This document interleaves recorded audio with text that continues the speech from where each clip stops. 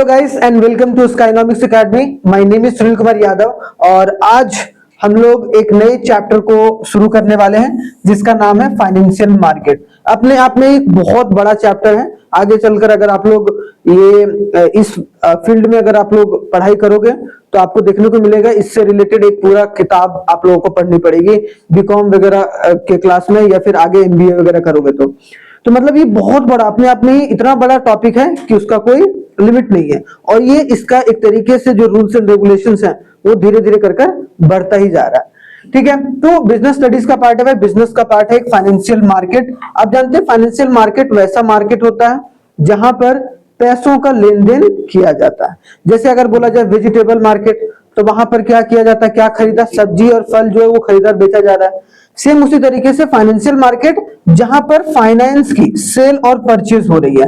Finance का मतलब simple सा मतलब क्या है कि रुपयों को खरीदा जा रहा है या फिर बेचा जा रहा है। अब इसका खरीदना और बेचने का मतलब क्या है, जिसके पास पैसा है वो वहां पर इन्वेस्ट कर रहा है, ठीक है, और जिसके पास पैसा आ रहा है उसको और भी पैसे एक तरीके से उसको कन्वर्ट कर रहा है उस पैसे को, ताकि वो भी एक तरीके से पैसा कमा पाए। ठीक है, तो ये फाइनेंशियल मार्केट में दो मार्केट है जो कि आपको पढ़ना है। एक तो भाई मनी मार्केट और एक कैपिटल मार्केट जो बहुत इंपॉर्टेंट है। ठीक है, अब मनी मार्केट और जो कैपिटल मार्केट है वो किस तरीके से कब हम लोग यहाँ पर डिस्कस करेंगे वो आपको आज वीडियो के अंत तक पता चल जाएगा। ठीक है, अब देखो सबसे पहले हम लोग पढ़ेंगे कि फाइनेंशियल मार्केट होता क्या। In an economy there are two major sector, दो ही सेक्टर होते हैं। एक तो भाई प्रोड्यूसर होता है और एक होता है बायर। बायर कौन होते हैं, जो हाउस होल्ड रहते हैं। मतलब दो सेक्टर, हमने फोर्थ सेक्टर देखा था ना, हमने देखा था हाउस होल्ड होता है, फर्म्स होते हैं, फर्म मतलब प्रोड्यूसर हो गया, सेलर गवर्नमेंट होता है और फॉरेन सेक्टर होता है जहां पर x minus m export minus import होता है। तो जनरली इकोनॉमी में जो देखा जाता है सारी चीजें डिमांड किसके द्वारा किया जा रहा है, डिमांड हाउस होल्ड के द्वारा किया जा रहा है, सिंपल सी बात है। ठीक है, और जो सप्लाई किया जा रहा है वो किसके द्वारा किया जा रहा है, प्रोड्यूसर्स के द्वारा। तो house hold usually save a part, तो उसी मतलब जब डिमांड कर रहे हो तो उसका कुछ पार्ट जो है हाउस होल्ड वो क्या कर रहा है, सेव कर रहा है। पैसा क्या कर रहा है, वो सेव कर रहा है and save as a part of their income to earn the return through investment. और वही सेव किया हुआ पैसा वो क्या करते हैं, इन्वेस्ट करते हैं। कौन, हाउस होल्ड। तो पहला सेक्टर क्या करता है, समझ में आया कि हाउस होल्ड क्या करता है, उसका जो भी इनकम होता है उसका कुछ पार्ट वो सेव करके इन्वेस्ट करता है। अभी आप देखेंगे इन्वेस्ट कहां करेगा, कैपिटल मार्केट में।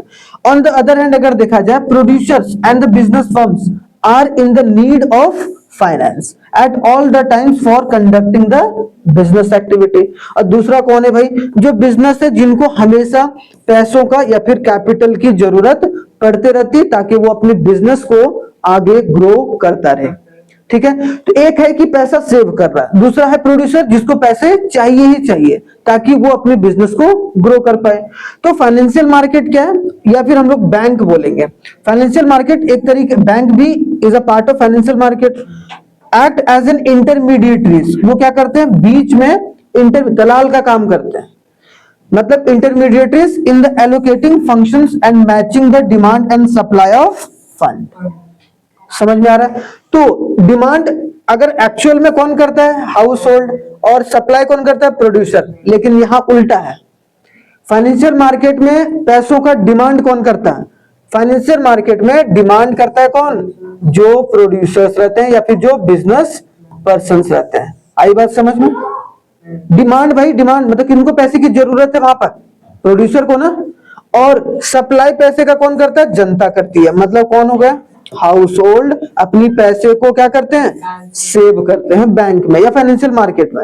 हमने स्टॉक मार्केट में पैसा लगाया, ठीक है, तो मतलब हमने एक तरीके से सप्लाई करा है ना, अगर फाइनेंशियल मार्केट के तौर पर।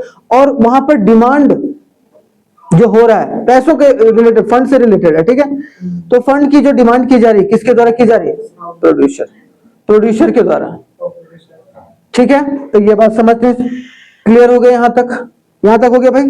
चलिए आगे अगर देखा जाए, इफ द एलोकेटिव फंड्स या फिर allocative functions of a directing funds available for investment into the most productive investment opportunity is performed well, है कि नहीं। अगर जो फंड दिया गया, जो पैसा फाइनेंशियल मार्केट में आया है, अगर उस फंड का सही तरीके से यूज हो तो एक तरीके से हमारी इकोनॉमी बढ़ती है। ठीक है, तो इसमें क्या होगा भाई, दो चीजें होंगी। पहला, higher rate of return to the household, कि अगर जो हाउस होल्ड ने अपना पैसा सप्लाई किया या दिया है पैसा किसको, फाइनेंशियल मार्केट को, तो अगर सही तरीके से फाइनेंशियल मार्केट ने उस पैसे का इस्तेमाल किया तो एक तरीके से हाउस होल्ड को जो रिटर्न होगा वो अच्छा मिलेगा, पहली बात। दूसरा क्या होगा, allocating the scarce resource. Scarce मतलब जिस चीज की कमी है मार्केट में, जिस चीज की कमी है उस चीज को पूरा करने का काम कौन करेगा, प्रोड्यूसर करेगा, हाँ या ना। तो प्रोड्यूसर जो स्कार्सिटी है मार्केट में, जिस चीज की कमी है, स्कार्सिटी है, उस चीज को वो ज्यादा से ज्यादा प्रोड्यूस करने की कोशिश करेगा ताकि वो कस्टमर को बेच सके, या फिर आप जनरल बोल सकें कि हाउस होल्ड को बेच सके, मतलब वो अपनी प्रोडक्टिविटी को हाई कर सकती है। देखते हो, तो मतलब अगर हमारे देश का फाइनेंशियल मार्केट सही तरीके से परफॉर्म करता है, जिसमें बैंक हो गया, स्टॉक एक्सचेंज हो गया, वो सब सारी चीजें, ठीक है, तो वो सब सारे अगर अच्छे तरीके से परफॉर्म कर रहे हैं तो उससे हाउस होल्ड को भी फायदा हो रहा है और उससे बिजनेस को भी फायदा हो रहा है। हाउस होल्ड को रिटर्न ज्यादा मिल रहा है और बिजनेस की प्रोडक्टिविटी बढ़ रही है। अब प्रोडक्टिविटी ज्यादा बढ़ेगी, फंड से प्रोडक्टिविटी तो आता है, अब प्रोडक्टिविटी मिलेगी तो वो बिजनेस ज्यादा से ज्यादा प्रॉफिट कमा पाएगा। आई बात समझ में, यहां तक ये दूसरा स्टेप है। तीसरा स्टेप आते हैं मनी मार्केट के ऊपर। फाइनेंशियल मार्केट जनरली जो है दो तरीके से बांटा जाता है, मनी मार्केट और कैपिटल मार्केट। मनी मार्केट क्या होता है वो देखिए, मनी मार्केट में जो भी पैसों का डील होता है वो शॉर्ट पीरियड ऑफ टाइम के लिए होता है। शॉर्ट पीरियड मतलब एक साल या एक साल से कम के लिए अगर आप पैसों का लेन देन कर रहे हैं, ठीक है, बैंक के थ्रू या फाइनेंशियल इंस्टीट्यूशन के थ्रू, तो वो एक तरीके से किसके अंदर आएगा, मनी मार्केट। मतलब money market refers to the market for a short term fund which deals the monetary asset whose period of the maturity is up to 1 year। मतलब जहां पर भी एक साल के लिए खरीदा जा रहा हो, एक साल के लिए बेचा जा रहा हो, ठीक है, या फिर एक साल के लिए वहां पर अब सेविंग किया जा रहा है, एक साल के लिए उसको लोन वगैरह दिया जा रहा है या कैसे भी किया जा रहा है, तो वो सब सारी चीजें किसके अंदर आएंगी, मनी मार्केट। गुण क्या होता है भाई, इसमें कुछ इंस्ट्रूमेंट होते हैं जिसका इस्तेमाल जो है मनी मार्केट में किया जाता है एक साल या एक साल से कम के लिए, क्या है, पैसों का एक्सचेंज करने के लिए। तो money market raise a fund by the wide variety of short term securities, कि शॉर्ट टर्म सिक्योरिटीज से जो इंस्ट्रूमेंट होता है उससे जो है वो पैसा एक तरीके से क्या होता है, रेज किया जाता है। कहां से, मनी मार्केट से। जैसे कि कॉल मनी, आगे चलकर पढ़ेंगे हम लोग लास्ट में, ट्रेजर मनी मतलब ट्रेजरी बिल जिसको हम लोग टी बिल के भी नाम से जानते हैं, फिर आता है ट्रेड बिल, फिर कॉमर्शियल पेपर, फिर एक ट्रेड बिल कॉमर्शियल बिल भी बोला जाता है इसको, ठीक है, और commercial paper, certificate of deposit जो COD, ठीक है। तो ये सब सारे जितने भी इंस्ट्रूमेंट हैं इनको इसीलिए इशू किया जाता है मार्केट में ताकि शॉर्ट टर्म पैसा जो है वो रेज किया जा सके। जनरली ये सब कौन करेगा, बिजनेस यूनिट, ठीक है, बिजनेस यूनिट करके चलते हैं। आई बात समझ में। तो कौन, अगर कोई बोलेगा मनी मार्केट के इंस्ट्रूमेंट कौन कौन से हैं, तो याद रखना है कॉल मनी, टी बिल, सी बिल का मतलब कॉमर्शियल बिल या ट्रेड बिल, उसके बाद कॉमर्शियल पेपर, उसके बाद सर्टिफिकेट ऑफ डिपॉजिट। तो ये सब सारे कुछ इंस्ट्रूमेंट हैं जो एक साल या एक साल से कम के लिए इशू मतलब कम के टाइम पीरियड के लिए इशू किया जाता है ताकि मार्केट से पैसा को उठाया जा सके, ठीक है, रेज किया सके। ड्यूरेशन देखो यहाँ पर क्या है, लेस देन 1 ईयर, सिंपल सी बात है। पार्टिसिपेंट्स कौन कौन है जो इसमें पार्टिसिपेंट करते हैं, मतलब कौन से लोग होते हैं जो पार्टिसिपेंट करते हैं इसमें, कौन है भाई, बड़े बड़े इंस्टीट्यूशनल जो इन्वेस्टर होते हैं जैसे कि RBI, commercial bank, financial institution, non banking financial companies, हमने बताया था ना, NBFCs, state government, large corporate house जो बड़े बड़े बिजनेस यूनिट हैं, वो एक तरीके से इन सब सारे commercial paper, T bill, trade bill, commercial C bill का मतलब कॉमर्शियल बिल, उसका सर्टिफिकेट ऑफ डिपॉजिट, ये सब सारे लोग जो है वो एक तरीके से पार्टिसिपेट करते हैं इन सब सारे चीजों में। आई बात समझ में, क्लियर हो गया यहां तक। तीसरा पॉइंट कि कौन पार्टिसिपेट करता है। फिर चौथा है कि इन्वेस्टमेंट आउटले, इन्वेस्टमेंट आखिरकार यहाँ पर कौन जो है वो देने का काम करता है या इससे क्या प्रभाव पड़ता है। तो investment in the money market entails a huge sum of money as the instrument was quite expensive. यहाँ जो इंस्ट्रूमेंट होता है वो बहुत ही एक्सपेंसिव होता है। आप समझो 1 साल के लिए आपको ऐसा तो नहीं होगा ना कि आपको बहुत ज्यादा रेट ऑफ रिटर्न मिलेगा। अब तो पैसा इसलिए आप उसको उठाने की कोशिश कर रहे हो ताकि आपका काम जो है वो कंप्लीट हो जाए। थोड़ा सा जो भी थोड़ा बहुत काम है वो एक तरीके से आप निकाल लें। वैसे जनरली कोई भी बिजनेस ये चाहता है कि मेरे को लंबे समय के लिए लोन मिले ताकि उसमें लोन ऑफ इंटरेस्ट जो है वो धीरे धीरे करके चुकता रहे। इसमें तो फ्रीक्वेंट पैसा आता है, फ्रीक्वेंट पैसा जाता है। लिक्विडिटी का मतलब फ्लो ऑफ मनी। तो money market instrument enjoy the high degree of liquidity. क्यों भाई? क्योंकि अचानक से पैसा गया और अचानक से फिर पैसा आ गया, तो यहाँ पर हाई लिक्विडिटी होती है। क्योंकि ऐसा नहीं ना कि वो अभी पैसा दे दिया धीरे धीरे करके लौटा रहा है वो 20 साल में, वो कैपिटल मार्केट में होता है। ठीक है, याद रखना है। यहां पर एक बात याद रखना, the discount finance house of India, याद रखना, has been established for the specific objective to providing a ready market for the money market instrument. जितने भी सारे T bill, commercial paper, certificate of deposit, call money, वो सब जो भी release किया जाता है वो सब एक तरीके से किसके देख रेख में किया जाता है? DFHI, discount finance house of India से। एक्सपेक्टेड रिटर्न क्या रहता है? अगर कोई उसने इशू करा है तो उसको क्या रिटर्न रहता है? तो अगर देखा जाए expected return, the expected rate of return of market is generally low as the money is invested for a, याद रखना, अगर कोई पैसा उसमें इन्वेस्ट करता है, मान लो कि टी बिल में, तो एक तरीके से वहां पर जो उसको पैसा प्राप्त होगा वो एक तरीके से क्या होगा? लो होगा। ठीक है, सिंपल सी बात है, क्योंकि उसको तुरंत पैसा लेना देना है तो खत्म कहानी। तो वहां पर अगर रिटर्न देखने को मिलेगा तो वो आपको कम देखने को मिलेगा। इसीलिए जनरली जो आम जनता होती है वो कैपिटल मार्केट के थ्रू शेयर्स वगैरह में पैसा लगाती है, ना कि टी बिल वगैरह खरीदती है। क्योंकि टी बिल में क्या होता है? एक तरीके से रिटर्न बहुत कम होता है। ठीक है, अब आ जाओ कैपिटल मार्केट में। कैपिटल मार्केट कैसा मार्केट होता है भाई? जहां पर पैसों का लेन देन लंबे समय के लिए होता हो। ठीक है, it refers to the network of organisation institution through which medium and long term funds both, मतलब डेट एंड इक्विटी जो है, are raised and invested. Debt या फिर इक्विटी है उसको रेज किया जाता है, उससे पैसा उठाया जाता है और वहां पर लोगों के द्वारा, जैसे मान लो रिलायंस ने 100 शेयर बेचा, मतलब क्या किया? ये रेज किया कि नहीं किया? रेज किया, मतलब 100 शेयर, 100 रुपए लिख दिया मैंने, 100 शेयर क्या किया? रेज किया। ठीक है, रेज किया। इसमें इन्वेस्ट कौन करेगा? जो आम जनता होगा, कॉमन पीपल, वो क्या करेगा भाई? कॉमन पीपल वो इन्वेस्ट करेगा। सिंपल सी बात है।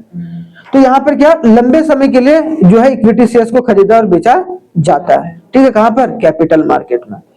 फीचर्स क्या होगा? लिंक बिटवीन द सेवर, यहां पर जनरली जो हाउस होल्ड सेवर होते हैं वो जनरली जो हाउस होल्ड, आप कभी नहीं टी बिल खरीदोगे, आप कभी नहीं सर्टिफिकेट ऑफ डिपॉजिट, वो बड़ी बड़ी कंपनियों के बीच में आपस में चलते रहती है, क्योंकि वहां पर एक बहुत बड़ा अमाउंट चाहिए होता है आपको और वहां पर रिटर्न भी कम रहता है। और आप रिटर्न आप कम कब एक तरीके से अपना सोचोगे कि यार रिटर्न कम भी आ जाए चल जाए, जब आप बड़ी कंपनी हो, आपको मान लो कि यार अभी जरूरत है पैसा का, अचानक से पैसा रेज कर लिए वहां से, वो मतलब ले लिए पैसा फिर वापस कर दिए, तो वहां से क्या होगा कि आप क्या कर रहे हो कि अपनी एसेट का इस्तेमाल करके आपने पैसा उठाया और एक तरीके से तुरंत उसको दे दिया, उसमें रिटर्न का आप नहीं देखो, क्योंकि आपके बिजनेस को चलते रहना चाहिए।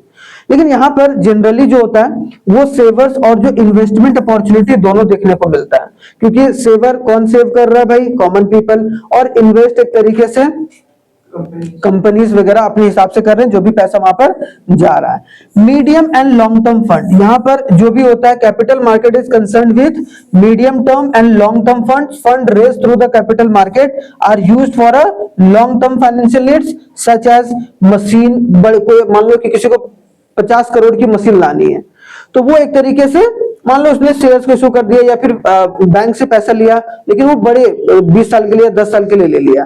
ठीक है, या फिर जमीन लेना है किसी को, या फिर कोई अगर प्लांट लगा रहा है, प्लांट समझते हो कि मतलब कोई फैक्ट्रीज वगैरह लगा रहा है, तो वो सब जनरली करने के लिए एक तरीके से मीडियम और लॉन्ग टर्म लोन्स वगैरह लिया जाता है। ठीक है, अब जो देखो पार्टिसिपेंट्स कौन कौन होते हैं भाई? सिंपल सी बात है, both individual investors and institutional. वहां देखो, वहां पर इंडिविजुअल था, मनी मार्केट में नहीं, क्योंकि वो लोग उतना बड़ा रिस्क और वो लोग को कोई देगा भी नहीं और ना वो लोग लेंगे, क्योंकि उतना बड़ा रिस्क जो है आपस में financial RBI, financial institution, NBFC, उन सब सारी चीजों के, उन सारे लोगों के बीच में ही चलता है। यहाँ पर कॉमन पीपल भी पार्टिसिपेट कर सकते हैं और जो बड़े बड़े इंस्टीट्यूशनल इन्वेस्टर है वो भी पार्टिसिपेट करते हैं। इंस्ट्रूमेंट कौन कौन होता है भाई? प्रीफरेंस शेयर्स, शेयर्स, बॉन्ड, क्या हो गया? डिवेंचर। मतलब शेयर्स का मतलब equity shares, equity shares, preference shares, bond, debenture, ये सब सारे एक तरीके से खरीदा जा सकता है। ठीक है, इस सब के बारे में मैं एक अलग से वीडियो बना दूंगा कि उसमें जो जो इंस्ट्रूमेंट है कौन मनी मार्केट में और जो कैपिटल मार्केट में, ठीक है, ताकि वो एक सेपरेट वीडियो में आपको समझ में आया। यहाँ पर बस समझते जाना, ये इंस्ट्रूमेंट इंपॉर्टेंट हो जाता है। Safety, capital market instrument are risky as if a company में fails to perform as per their, ये रिस्की भी होता है। रिस्की कैसे भाई? यहाँ पर सोचो, रिस्की इसलिए है कि अगर मान लो कि तुमने 100 शेयर रिलायंस के खरीदे और रिलायंस जो है वो डूब गया तो आपके भी शेयर डूब गए, सिंपल सी बात है। ठीक है, तो यहाँ पर जो है वो एक तरीके से डूबने का चांस ज्यादा रहता है। Expected return high yield, high yield का मतलब हाई रेट ऑफ इंटरेस्ट। हो सकता है कि आप चले भी जाए, लेकिन जनरली एक्सपेक्ट क्या करते हैं कि हमें वो ज्यादा पैसा मिलेगा। ठीक है, high risk high return, low risk low return. ठीक है, जनरली मार्केट के लैंग्वेज में बोला जाता है। अब देखो, कैपिटल मार्केट थोड़ा अपने आप पे ही बड़ा मार्केट है। कैपिटल मार्केट में दो तरीके का मार्केट होता है, प्राइमरी होता है और सेकेंडरी मार्केट। ये दोनों को समझना जरूरी है। हमने देखो अभी तक क्या पढ़ा, कैपिटल मार्केट दो तरीके का भाई। कैपिटल मार्केट कितने तरीके का? दो तरीके का। कौन कौन सा? मनी मार्केट और फाइनेंशियल मार्केट। फाइनेंशियल मार्केट हो गया। देखो फाइनेंशियल मार्केट, हाँ ठीक है, फाइनेंशियल मार्केट कितने तरीके का? दो तरीके का, मनी मार्केट और कैपिटल मार्केट। कैपिटल मार्केट दो तरीके का, प्राइमरी मार्केट और सेकेंडरी मार्केट। आपने सुना होगा कि कंपनी ना आईपीओ ला रही है, इनिशियल पब्लिक ऑफर, जो सबसे पहली बार कोई भी कंपनी अगर सबसे पहली बार शेयर मार्केट में अपने शेयर्स को इशू करती है ताकि वो जनता से पैसा ले सके, वो किसके अंदर होगा? Capital market. और कैपिटल मार्केट के कौन से मार्केट में? प्राइमरी मार्केट में पहली बार। मतलब it is the market where the securities का मतलब ये समझना, शेयर्स वगैरह वो सब जो are being issued for the first time, तो फर्स्ट टाइम करेगा वो primary market. Therefore it is also known as new issue market. इसको हम लोग न्यू इशू मार्केट भी बोलते हैं। ठीक है, दूसरा हो गया सेकेंडरी मार्केट। जैसे एक बार किसी ने, मान लो रिलायंस ने एक बार कर दिया तो इसमें आ गया। अब बार बार हर बार वो शेयर्स को इशू कर रहा है तो किसके अंदर आ गया? सेकेंडरी। जो स्टॉक मार्केट में अपने शेयर्स को बार बार इशू कर रहा है, बेच रहा है, खरीद रहा है, बेच रहा है, खरीद रहा है। It refers to the market for a sales and purchase of previously issued securities. जो पहले इशू कर रखा है उसी को अगर अब कम ज्यादा कर रहा है, ठीक है, तो उसको हम लोग क्या बोलेंगे? Stock exchange. और जनरली इसको सेकेंडरी मार्केट बोलकर चलते हैं। ठीक है, स्टॉक एक्सचेंज में ही तो, जैसे बॉम्बे स्टॉक एक्सचेंज हो गया, नेशनल स्टॉक एक्सचेंज हो गया, उसी में ही एक तरीके से हमारा क्या होता है? एक्सचेंज किया जाता है शेयर्स वगैरह को। आगे आ जाओ, ये दोनों भाई, यहां से सवाल मेरे को पूरा विश्वास है कि आने वाला है।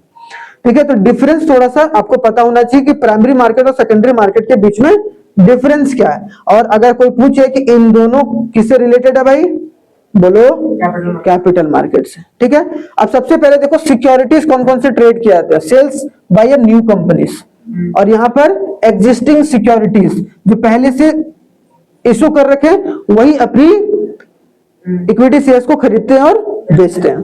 ठीक है, दूसरा है buying and selling. Only buying of the security takes place in the primary market. Securities can not be sold. वहां एक बार आपने इशू कर दिया, वहां पर लोग सिर्फ खरीदेंगे, वहां पर बेचेंगे नहीं, बेचेंगे सब यहाँ पर। फिर आ जाएगा कौन? सेकेंडरी मार्केट में। तो वो क्या हो जाएगा भाई? Buying and selling of securities कहां टेक प्लेस करेगा? स्टॉक एक्सचेंज में, और वो सेकेंडरी मार्केट में होगा। मतलब एक बार इशू कर दिया, पहले अलॉट कर दिया कि हाँ भाई उसको इतना शेयर मिल गया, खत्म। अब वो अगर बेचेगा वो बंदा, तो वो किसी कौन मार्केट देखेगा उसको? सब एक्सचेंज मार्केट या फिर सेकेंडरी मार्केट। पर्पस क्या रहता है? Security is issued by a company directly और थ्रू अ, डायरेक्टली भी कर सकता है या कोई कंपनी के थ्रू भी वो अपने इशू चीजों को कर सकता है, मतलब इक्विटी शेयर्स को। Capital formation, the flow of fund is from a saver to the investor. Saver से कहां जाता है? Investor. That is primary market directly promotes. Simple सी बात है। यहां पर लोग अगर मान लो कि फिजिक्स वाला या किसी भी पर्टिकुलर जो है उसका अगर शेयर इश्यू हुआ है, इसका मतलब क्या है कि उसका शेयर कौन, किसी लोगों ने खरीदा, मतलब उसने इन्वेस्ट करा।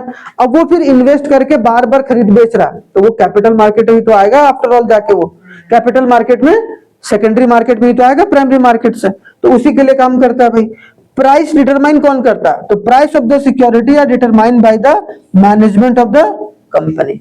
मैनेजमेंट ऑफ द कंपनी के द्वारा कि भाई फिजिक्स वाला का एक शेयर, या फिर मान लो कि जोमेटो का एक शेयर का दाम कितना रहेगा, अगर पहली बार वो ला रहा है तो वो कौन करेगा decide?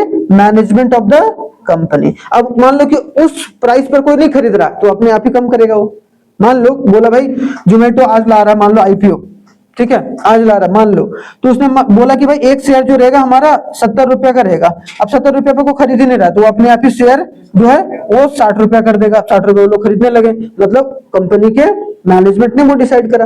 There is a fix geographical location, उसमें फिक्स रहता है कहां कहां पर आप बेचोगे कहां नहीं, इसमें कोई फिक्स नहीं रहता है। अब जहां जिस भी कंपनी खरीदो बेचो कोई दिक्कत नहीं है, हाँ आराम से। Price are determined by the demand and supply, और यहाँ पर फिर एक बार अब मार्केट में चला गया तो फिर उसको कितना लोग खरीद रहे हैं उससे डिपेंड करेगा। मान लो कि 100 शेयर है, 100 शेयर एक दिन में बिक गया तो उसका डिमांड बढ़ गया, डिमांड बढ़ गया तो शेयर का प्राइस, अगर लोग उसको बेचने लगे तो शेयर का भाव गिर जाएगा। याद रखना, शेयर किसी भी कंपनी का अगर बहुत बेच दिया जाए तो शेयर का भाव कम हो जाता है, और अगर बहुत ज्यादा लोग उसको खरीद रहे हैं इसका मतलब शेयर का भाव, हाँ डिमांड एंड सप्लाई का। जैसे सेब है मार्केट में, बहुत ज्यादा लोग सेब खा रहे हैं तो सेब का डिमांड बढ़ गया। अगर बहुत सारे लोग छोड़ दिए, सेब नहीं खा रहे, अब संतरा खाने लगे, तो सेब का डिमांड घट जाएगा। सिंपल सी बात है, ठीक है। तो यहां तक हमने पढ़ रखा है। कल जो होगा लास्ट पार्ट होगा इसका, जो सेबी वाला पार्ट है, ठीक है, और उसी में मैं थोड़ा सा डिस्कस कर दूंगा कौन सा, जो मैंने बोला इंस्ट्रूमेंट, जो इंस्ट्रूमेंट है ना किसके, इंस्ट्रूमेंट ऑफ कैपिटल मार्केट और मनी मार्केट, ठीक है। चलिए, थैंक यू वेरी मच, जय हिंद, मिलते हैं नेक्स्ट क्लास में, तब तक आप लोग अपना बहुत बहुत ख्याल रखिएगा, धन्यवाद।